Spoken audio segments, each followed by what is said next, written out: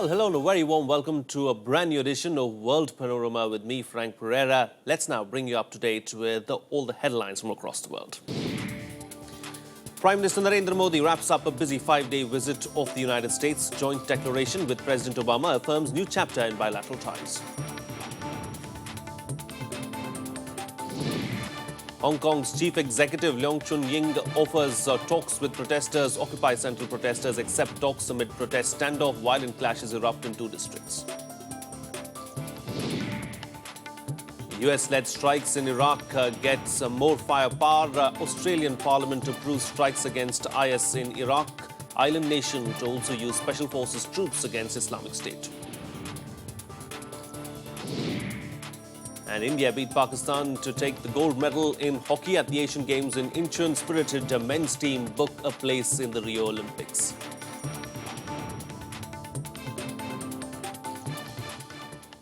Our top focus on World Panorama this week. Prime Minister Narendra Modi wrapped up his US visit earlier this week after saying a huge thank you to America. Modi called his 5-day trip very successful and satisfactory. The visit aimed at not only building a personal rapport with President Barack Obama, but also repairing bilateral ties between the two countries. Here's a detailed report.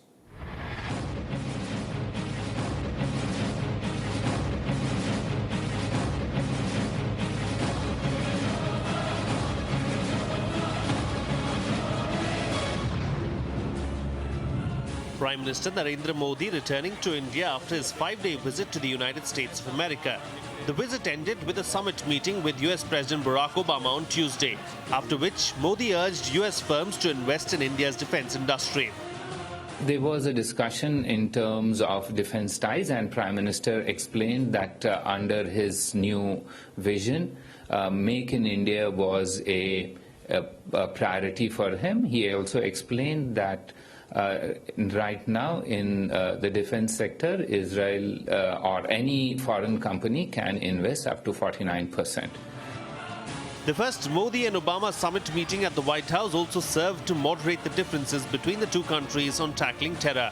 America is keen to work with India on choking funding avenues to individuals and organizations linked to terror, including the D Company, Dawood Ibrahim, Lashkar-e-Taiba, Jaish-e-Mohammed and the Al-Qaeda. But it isn't committing anything on tackling Pakistan's covert support to the terrorists, which is one reason why the Indian Prime Minister told Obama that without an acceptable position on the war on terror, India can't take part in any coalition offensive against the ISIS. Today spent time talking about the international situation and security issues. We addressed challenges in the Middle East and violent extremism and the fight against ISIL. Cooperation, which requires international cooperation as part of existing international agreements and under international UN sanctions and UN resolutions, to have these dismantled. It doesn't mean that necessarily there will be joint operations or anything of the sort. There's no sort of statement on our joining the coalition or any coalition. On the issue of bilateral trade, Modi urged the US to permit Indian companies in the services sector to do business in America. He promised that in return, India will make its tax processes easier and also work towards removing America's reservations on the nuclear deal. दोनों civil nuclear cooperation को आगे बढ़ाने के लिए प्रतिबद्ध है और इससे जुड़े मुद्दों को जल्दी सुलझाने के प्रति गंभीर है। यह भारत की एनर्जी सिक्योरिटी के लिए बहुत महत्वपूर्ण है। Both sides failed to resolve their differences on the WTO and climate change, but agreed to collaborate on clean energy initiatives. The US pledged to help develop 3 Indian cities as smart cities. These are Allahabad, Visakhapatnam and Ajmer. Both sides issued a joint statement that praised a new chapter in the bilateral relationship. American Vice President Joe Biden hosted lunch for the Indian Prime Minister. Foreign Minister John Kerry praised Modi. He said that his visit had enriched relations between the two countries. We both need and want clean air. We both need good jobs. We both need to trade new markets. We both need more investment. We both need higher education systems that work for the next generation. And we both need to keep our people safe from the scourge of violent extremism. Our new partnership is rooted in both shared values and shared interests. Before leaving Washington, Prime Minister Narendra Modi thanked America for a memorable visit. Mars में ही भारत और America का मिलन हुआ ऐसा नहीं है। अब धरती पर भी उतना ही निकट मिलन संभव हो चुका है। आप 120 वोल्ट की सिस्टम वाले हैं, मैं 220 वोल्ट वाला हूं,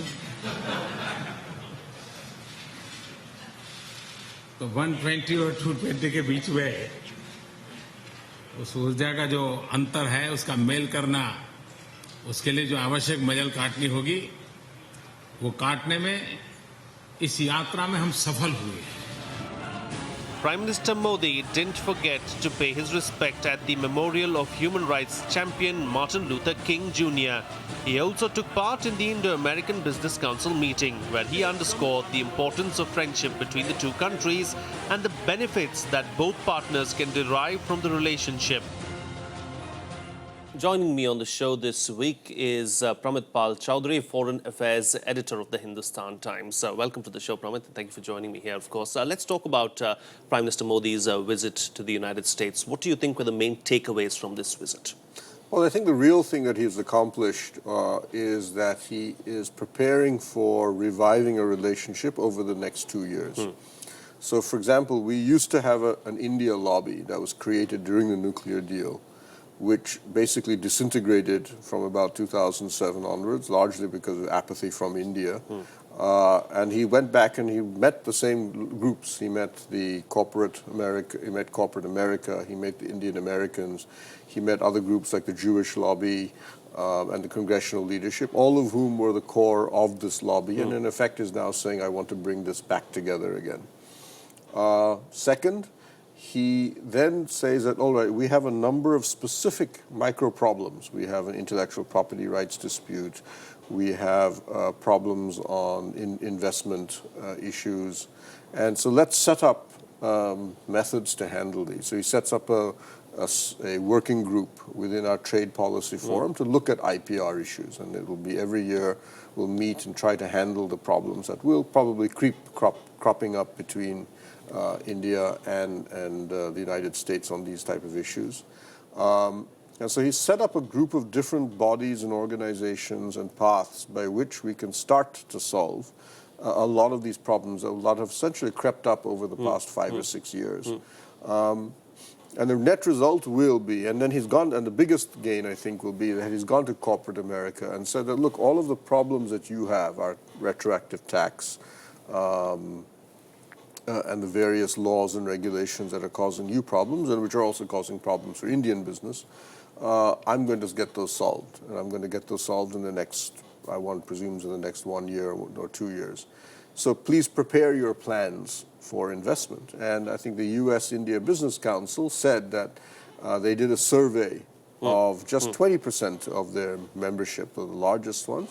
And collectively, they said that we are prepared. We're looking at $43 billion in investment in India. You know, as far as this visit was concerned, I mean, a lot was expected of this particular visit. But several critics have called it a PR exercise of Prime Minister Narendra Modi, and nothing more than that, because not much was done as far as paperwork is concerned, no real signs on the dotted line. Yeah.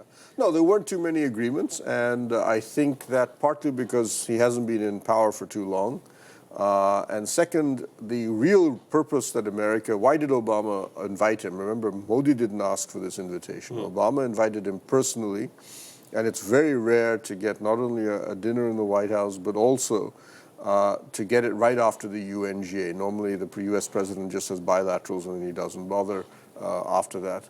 And I think, what I understand is that the fundamental reason was that the Americans understood they had to compensate for the visa ban, and that really they had to repair that huge gap. So anything beyond that was really a bonus. So it was an extension of an olive branch then? Yes. Nothing more. But I think, as I said, they ended up getting a lot more in terms of future arrangements. So, for example, on renewable energy, as was mentioned, not only did Modi accept a compromise solution on hydrofluorocarbons, which is a big personal agenda of Obama. He wants to abolish the use of HFCs, which are a particularly lethal greenhouse gas, 10 times worse than carbon. And until now, we've refused to do anything. And so he came up with a compromise solution, which Obama has accepted. And on the other hand, America said, now we commit to giving $1 billion in soft loans for renewable energy in India. So you see a bit of something there. We will almost certainly buy a number of pieces of defense equipment. We always do. Yes. But again, what are we doing? Looking into the future, we're saying that we're going to renegotiate a new 10-year defense framework. The previous one about to expire. And the so-called Defense Technology Trade Technology Initiative, by which America had offered us co-development and co-production rights for certain types of technology, will be revived. Again, it had virtually ceased to function for 5 years. All right. And initially, the Americans had offered 10 technologies. Now they're saying 34 new technologies. And combining that with a new security dialogue on the Indian Ocean, which until now we and the Americans have not talked about. Right. So you have a lot of these kind of things. And on terrorism, you'll notice that for the first time, the Americans have listed decoupling Yes, they have. as an area of common concern for the two countries. And that's a big accomplishment for us. All right, we'll have to wrap up this chat at that, of course, because there has been another significant development that has taken place closer home here in Asia. Let's talk about what's happening in Hong Kong. Now, the Hong Kong's chief executive, Leung Chun-ying, agreed to open talks with pro-democracy protesters on Friday. He and his Chinese government backers, however, made clear that they would not back down in the face of the city's worst unrest in decades. Here's a report. Protesters in Hong Kong have agreed to talks with the government after a week of unrest. Chief Executive Leung offered the talks with his deputy late on Thursday, but rejected calls to resign. Angry at China's plan to wet election candidates, the protesters are occupying parts of the city since the weekend. Beijing has thrown its full support behind Leung, calling the protest illegal and doomed to fail. 我認為呢啲做法呢，唔單止係影響到救援嘅救急扶危工作，唔單止影響到我哋目前未有咁樣計劃，但係正如我剛才所講呢，任何一個地方呢都唔會無限期咁去容忍一啲示威者呢用呢個方法將嗰個地方嘅政府總部同埋佢嘅首長辦公室呢。In two districts on Friday, scuffles broke out between demonstrators and residents, angered by a week of disruption.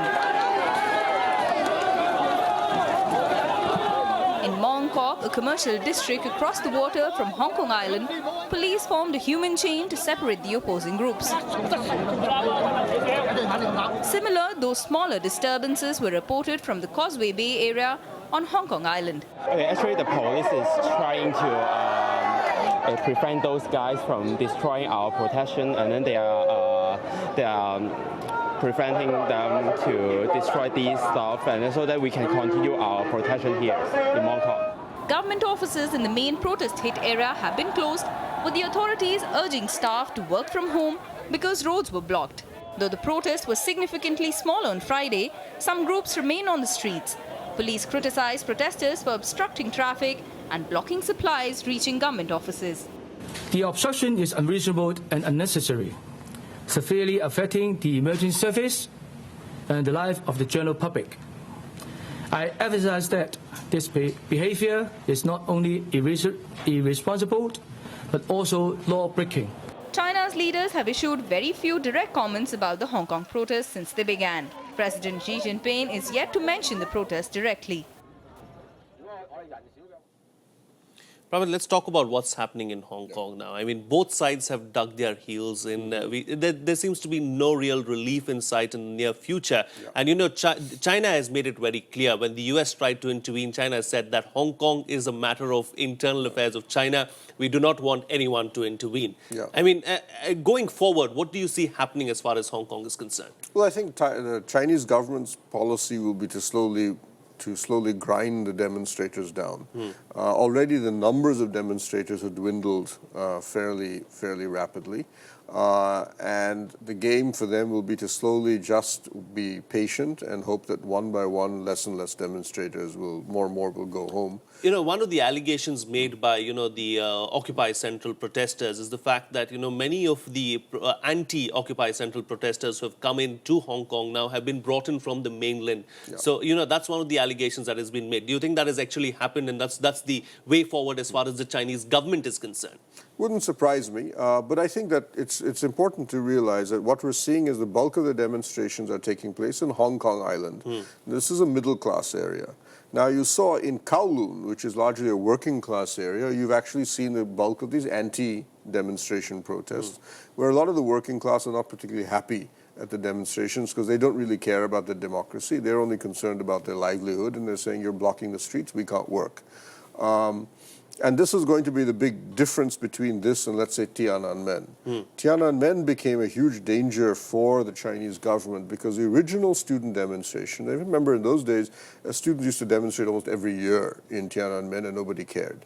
But the point was that because of various problems, including the very high rates of inflation, those demonstrations then began to collect working class support. Yes. They spread Yes. to almost 40 cities, and you had workers and factories coming out to support the students. At this point, the Chinese government said, we have to crack down and we have to destroy this in any way we can because it has now become a threat to the very power of the Chinese Communist Party. Right now in Hong Kong, we're not seeing that. We're seeing... So far, no force has been used. The police also have been extremely controlled and trying to control the crowds. They've just been forming human chains, no tear gas shells being fired. But one of the major concerns as far as China is concerned is, they do not want this protest to spread to mainland China, and that's what they're trying to control at the moment. But if things get out of hand, do you see a lot of force being used in Hong Kong? I mean, at the end of the day... Almost definitely. I mean, ultimately for the Chinese Communist Party, a threat to their power lies in the form of mass demonstration. That scares them the most. The Chinese have a term, luan, which means chaos. The fear of chaos is deeply embedded in their political culture. And so for a Communist Party, since they came to power on the basis of mass protests, they're scared of mass protests against them as well. Yes. So therefore, yes, that would be the defining moment. If it starts to spread, not only just from Hong Kong, if it spreads into Kowloon, into the working class areas, and if it were then to spread into mainland China, then almost certainly I would expect a very severe backlash. But keep in mind the Chinese government may not want to do desperately doesn't want to do Tiananmen, not least of all because Hong Kong is a financial hub for the larger Chinese economy. And if you have people being shot, and the demonstrations are taking place right in the heart of the financial district. In fact, a lot of the demonstrations are financial workers themselves. So if they have a crackdown then, the ability of Hong Kong to serve as the financial center then becomes severely restricted with a particularly bad blow to the Chinese economy, which is slowing down right now, and they don't really afford that. Yes, indeed. Okay, we'll have to leave it at that. Thank you so much, Pramit Choudhary, for joining us on the show and sharing your inputs on both those very crucial stories. On that note, of course, it's time to slip into a short break now, but on the other side, we'll tell you how the US airstrikes in Iraq and Syria have gotten more firepower. The Australians have decided to join in. All that and much more on the other side. Stay tuned. We'll be right back.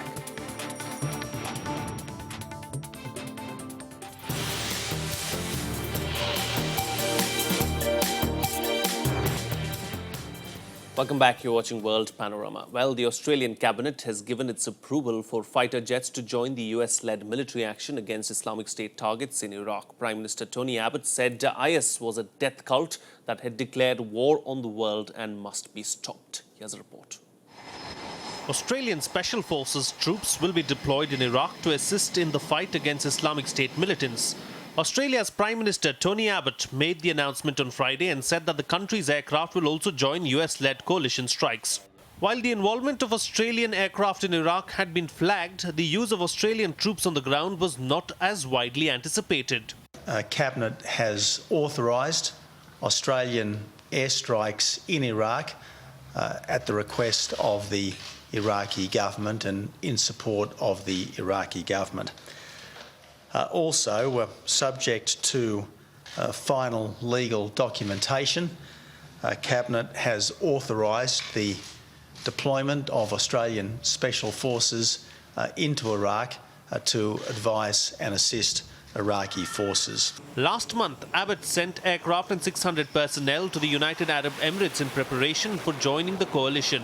He has since said it was likely Australian aircraft would join the airstrikes to combat Islamic State, which he described as a murderous death cult. The Americans certainly have quite a substantial special forces component on the ground already. My understanding is that there are UK and Canadian special forces already inside Iraq, so we'll be operating on a much smaller scale, but in an entirely comparable way to the United States Special Forces. The United States has been bombing the Islamic State and other groups in Syria for almost 2 weeks with the help of Arab allies and hitting targets in neighboring Iraq since August. European countries have joined the campaign in Iraq but not in Syria. Well, much else has been unfolding around the world. Here's a quick wrap of the other international news of the week.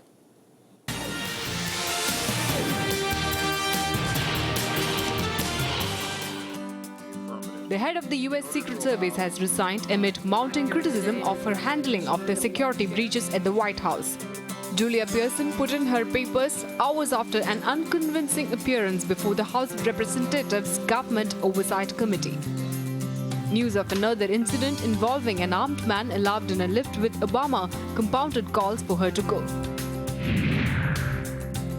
Fighting between Ukrainian government forces and pro-Russia rebels for control of Donetsk airport left more civilians dead on Wednesday. 4 people were killed when a school near the airport came under shelling. However, no children were hurt in the attack. Another 6 people died when a minibus was hit elsewhere in Donetsk. Twin bombings near an elementary school in the city of Homs killed at least 32 people on Wednesday, including at least 10 children. The first vehicle exploded as children were leaving school, while the second blast went off as screaming parents frantically searched for their children.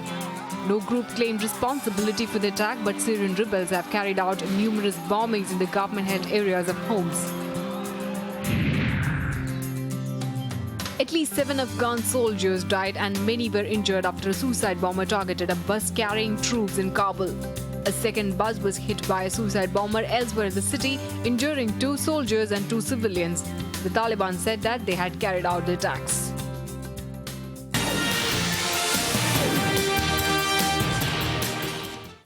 Shifting focus now, it's time to bring you up to speed with all the sports news that you might have missed out this week. Here's all the sports action.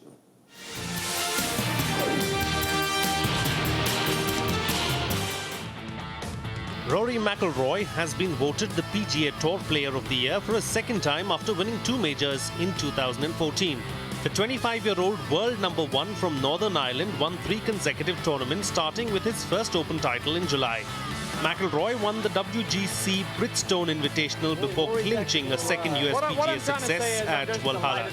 He topped the vote of tour members including Billy Horschel, Martin Kaymer, Jimmy Walker and Bubba Watson. Real Madrid football team manager Carlo Ancelotti has hailed Portuguese forward Cristiano Ronaldo as the best player he has ever coached after the striker's blazing start to the season. Ronaldo has scored 14 goals in 10 appearances this season, including back-to-back hat-tricks, as Real got their league season back on track last week. Ancelotti said that without disrespecting anyone else, Ronaldo is the best player he has coached. The International Olympic Committee has reportedly said that it is satisfied with the advance made by the Brazilian city of Rio de Janeiro in its preparations for the 2016 Olympics. The IOC inspection team chair said that the construction of hotel rooms and Olympics venues were on track and the authorities have the situation under control at the end of a 3-day visit to Rio. India on Thursday won the hockey finals in the Asian Games 2014 held at South Korea's Incheon city after defeating Pakistan 4-2 in a penalty shootout. This is India's first gold after 16 years, and with this the country has qualified for the 2016 Olympics. The last time India won the gold medal was in the 1998 Asian Games in Bangkok. Indian boxing icon Mary Kom bagged the gold in the women's flyweight final in the Asian Games. Kom defeated Kazakhstan's Zena Shekabakova 3-1 in the Shonhak gym. She lost the first round but made a tremendous comeback to win the rest of the rounds. The 5-time world boxing champion is the only woman boxer to have won a medal in each of the 6 world championships.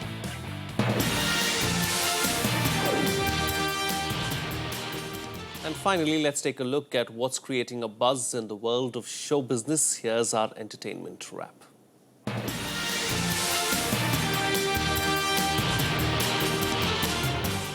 Rumors arrive that the 5th installment of the Indiana Jones series is already in the works and Harrison Ford is starring in it. The Janusz Kaminski film has featured the veteran actor in all previous editions. He notably made the action role famous. The character of Indiana Jones has also been popularized in television series, video games, comic books, and a range of collectible merchandise. Author Anthony Horowitz is writing a new James Bond novel based on an idea by the Secret Agent's creator, Ian Fleming. The 59-year-old author of the Alex Rider teenage spy novel said it is a huge challenge, but having original unpublished material by Fleming has been an inspiration. The project, entitled Murder on Wheels, is to be published on 8 September 2015. Mila Kunis and Ashton Kutcher welcomed a healthy baby girl recently. 31-year-old Kunis and 36-year-old Kutcher, who got engaged earlier in February, had confirmed the news of their pregnancy in March and were said to be eagerly waiting for the child. Kutcher's 2.5 Men co-star John Cryer said that the actor had told him that he loves kids and could not be more stoked to have a child. A Mexican has recently received the Guinness World Record title for the largest collection of Harry Potter memorabilia. Menahem Asher Silva Vargas has spent nearly 15 years hoarding all items related to British author J.K. Rowling's young adult wizard fantasy series. The 37-year-old's collection consists of more than 3,000 individual items, including figurines, trading cards, wands, clothing, and accessories, and fills 2 rooms. Well, that's all the time we have for you on this edition of World Panorama. Thank you for watching. I'll see you again same time, same place next week. Bye-bye.